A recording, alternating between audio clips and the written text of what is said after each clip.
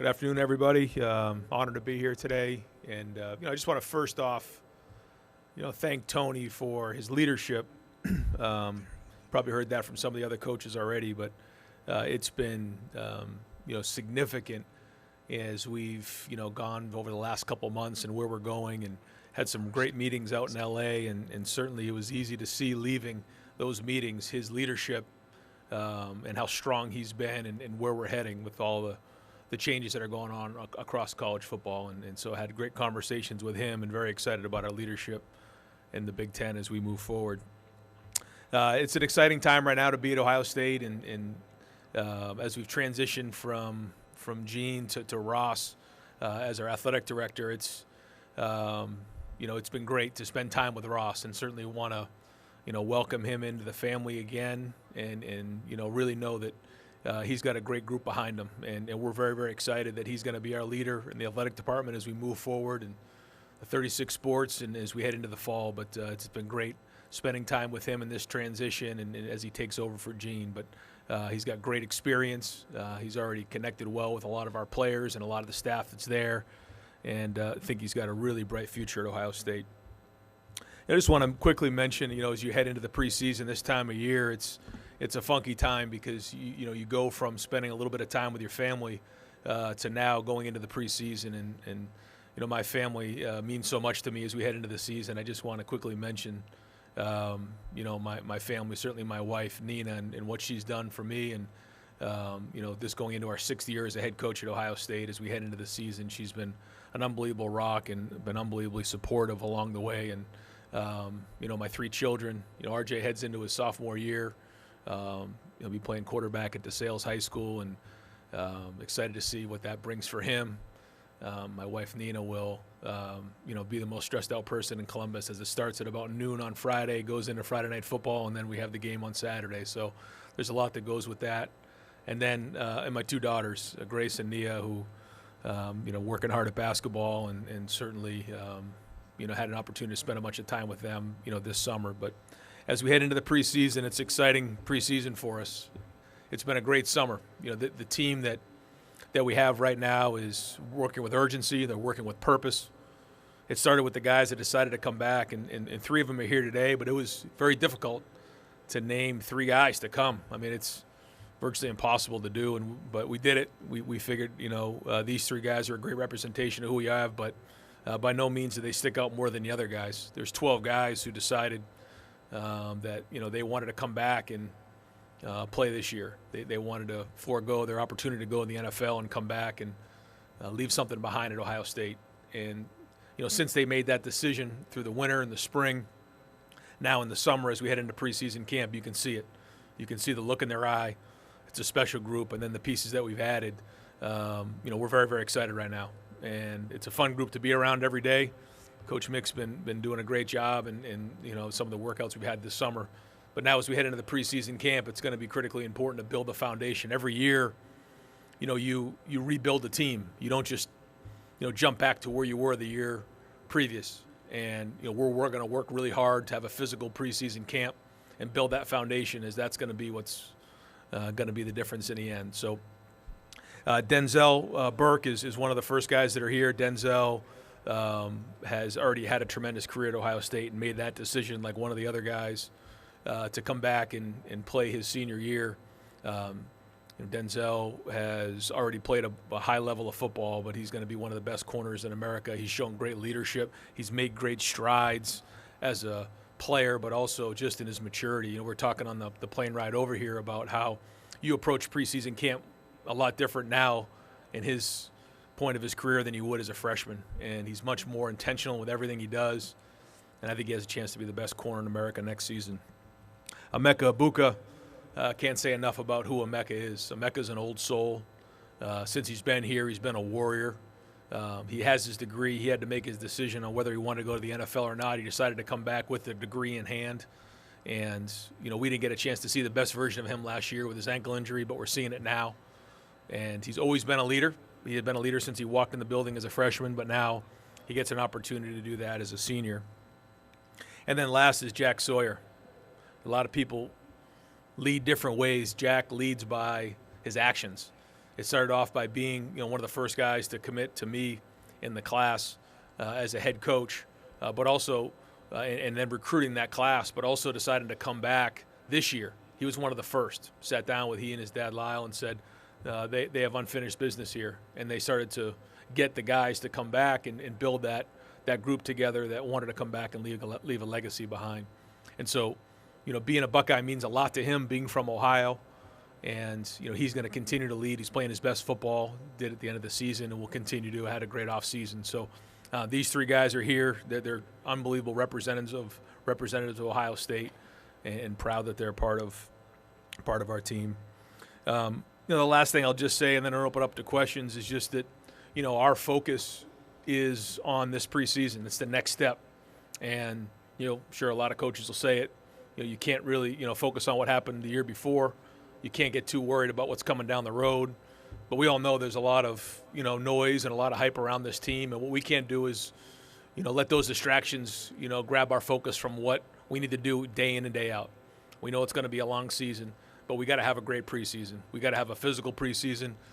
We got to lay that foundation for what's going to come as we head throughout the season. But we're very, very excited about our guys. We have great experience in that locker room and some great talent. But it's going to take more than talent. It's going to take all the no-talent issues to get to where we want to be and reach our goals. So I appreciate everybody, and we'll open it up to questions. On your left, Coach. Dave Biddle, 24/7 Sports. Hi, Ryan, over Hey, here. Dave. I want to ask you about your offensive line entering camp. How do you feel about your O-line overall entering camp? And then, in addition to that, who do you expect will be your right guard, or who are the guys competing there at right guard? Yeah, as you know, the O-line has been the area that we've been really, locked in on. I think that, coming out of the summer, their bodies look different. I think, you'll see them next week. We have some of those open camps or days of camp. They look good. Mick's done a great job with them. They've had a good summer, but we know how important that is. I mean, this team is going to go as the offensive line goes. This team is going to go as the defensive line goes, and so we know that how important the offensive line is going to be. So I think that some guys have really stepped up. Josh Fryer, to me, has had an unbelievable summer. Donnie's been much a leader. But when it comes to that right guard position, I think you're going to see Carson Hisman and Seth. They're both can swing between center and guard. But then Tegra Shabola is someone that has had another guy who stepped up and had a good summer. Luke Montgomery. We feel like we have some decent guys in there that can fill that role. But we got to go put it on the field now and see how this training and everything that's happened this summer is going to translate to being on the field. On your right side, Coach. Hey, Ryan. Dylan Davis, Delaware Gazette. I know you've talked about depth at receiver being a big part of what you need to accomplish in the preseason. I guess where do you feel you're at with that depth and behind Emeka, who's kind of starting to emerge in that 4 to 5 member group? Yeah, that's a great question. I feel like we have a good, we're kind of top heavy there, and then where is 4, 5, 6, and 7? Brandon Ennis, you feel Brandon Ennis when you're out there. So this is going to be a great opportunity for him to do that. Jaden Ballard is another guy who's been in the program a while. We need him to step up and make an impact. He is a down-the-field threat with great speed. And, again, this is somebody that's been in our program now. And I think that's another part of this team that we have is, 2, 3, 4. These guys have been in the program for a while now. So there's been a lot of built-up, springs and summers and practices and development along the way. And so we need JB to step up. And he's been charged with that challenge along the way. Bryson Rogers is another guy that gives us some playmaking ability in the slot. He's gotten bigger. He's gotten stronger. He needs to continue to play that way because he has the ability to run routes and get open against anybody in the country, in my opinion. Kojo Antwi is somebody that has to step up as well. And then we have some other young guys in there that have an opportunity to do that. So, that 4, 5, 6, and 7 is going to be critical in solidifying the wide receiver depth. But that's going to have to happen this preseason. Me? Yep. Tim May, Letterman Row, on3.com. Ryan, I was just wondering, have you told your team to embrace these expectations for this season? And number two, in your mind, how legit are these expectations? Well, I think anytime you're at Ohio State, we know you're going to have expectations, but there's always going to be chatter. There's always going to be noise, and it's our job to block all those things out and just focus on what really matters. I think especially this time of year, the easy thing to do is focus on, the goals, focus on the end of the season. But that's really is a waste of time if we don't build the foundation right now. Now, our guys, they know what the expectation is. You've heard some of them say, what their goals are. We're not going to shy away from that. We want to win the rivalry game, be right in this stadium right here, win this Big Ten championship, win a national championship. We know that. But at the same time, that can't be our focus because that's a distraction from where we are right now. And so where this season goes and what this team looks like is going to look a lot different than it did last year. And this is a new journey. We've got to rebuild that to get to where we need to be. And that started last winter. But the next step is now in preseason. And so, we know what the expectation is. Every time, I've, gone into a season at Ohio State. I guess this is going to be my 8th season now. 6 as the head coach. You expect to win every game. That's just what it is. And if you don't think that's the case, try losing a game at Ohio State. I mean, you're expected to win them all. So that's not new. We embrace it in recruiting, and we want to make sure that those type of people are in our program.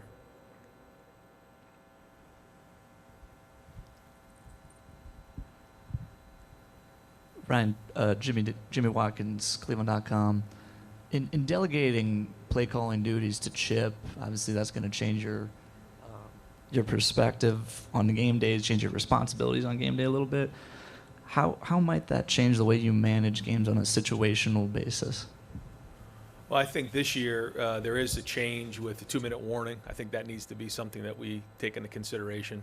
Just how the games are going to change at the end of the game. But other than that, I feel like I've always had a pretty good handle on that. So going into each game, we'll have a game plan in place. Chip's here for a reason, to run the offense. But I think it's my job as the head coach to look on the horizon and figure out what's coming. And in this conference, have experience of what's coming down the road, the games we need to win, how we need to win, also with the type of players that we have. So that'll kind of be my input in the offense, knowing, what we're doing. And the great thing for he and I is, we see things the same way, and we've been in the same offense together in our careers. So I think there'll be a lot of that. But Chip's one of the best offensive minds in the history of college football, in my opinion, and he's a great play caller. So he's got to do that. He's just got to go and get a feel for our guys and let them call it. But in terms of the management of the game and everything, it'll allow me an opportunity to be on both sides of the ball, including special teams, and have a great feel for that and making those decisions. Hey, Coach. Mike Regalado, Bruin Report Online. Sticking with Chip, last few years I've been able to see his innovation and his creativity with players. Aside from that, how excited are you to see what he can do with this team, and what else does he bring to your program? Well, I think when you look at any offense, what you're trying to do is you're trying to figure out what plays maximize the guys you have in the locker room.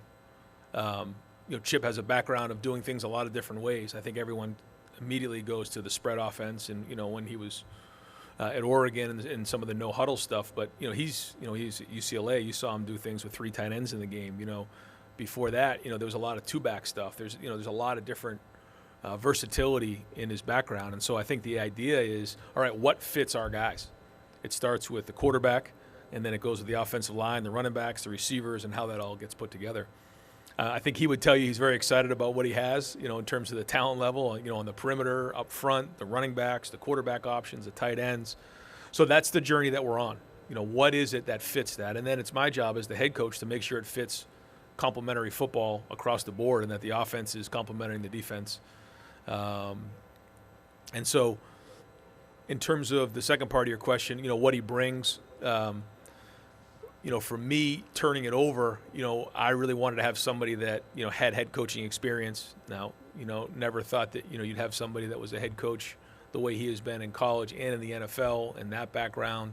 And so it allows me a little, more of a peace of mind and certainly a lot of trust there. I mean, I trust Chip with my life, and that's a big part of anytime you're handing something over like that you've done, almost your entire career.